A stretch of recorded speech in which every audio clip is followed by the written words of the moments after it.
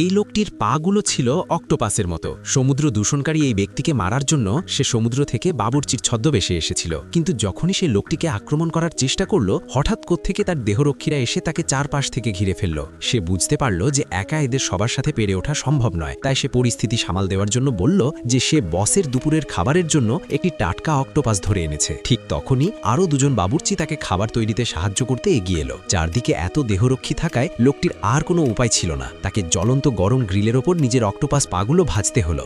যন্ত্রণায় তার মুখ বিকৃত হয়ে যাচ্ছিল, কিন্তু বস ভাবলেন সে হয়তো তার বাবুর্চি হওয়ার দক্ষতা দেখাচ্ছে। অন্য বাবুর্চিরা যখন তার পাগুলো টুকরো টুকরো করে কাটতে শুরু করলো, লোকটি তখন তার তীব্র যন্ত্রণা গোপন করার আপ্রাণ চেষ্টা করছিল। যখন বাবুর্চিরা অক্টোপাসের পাগুলোকে হাতুড়ি দিয়ে পেটাতে শুরু করলো, বস তা দেখে আরও বেশি আনন্দ পেতে লাগলেন। লোকটি তার চিৎকার আড়াল করার জন্য চিৎকার করে গান গাইতে লাগলো। কিন্তু এখানেই শেষ ছিল না। এরপর বাবুর্চিরা পাগুলোকে একটি মিট গ্রাইন্ডারে ঢুকিয়ে কিমা বানিয়ে ফেলল। সে আর এই অসহ্য যন্ত্রণা সহ্য করতে পারছিল না, আবার খুনি হিসেবে ধরা পড়তেও চাইছিল না। তাই সে হঠাৎ তার মুখ থেকে কালো কালি ছিটিয়ে দিল, যা এক মুহূর্তের জন্য সবাইকে অন্ধ করে দিল, এবং সেই সুযোগে সে দ্রুত জানালা দিয়ে পালিয়ে গেল।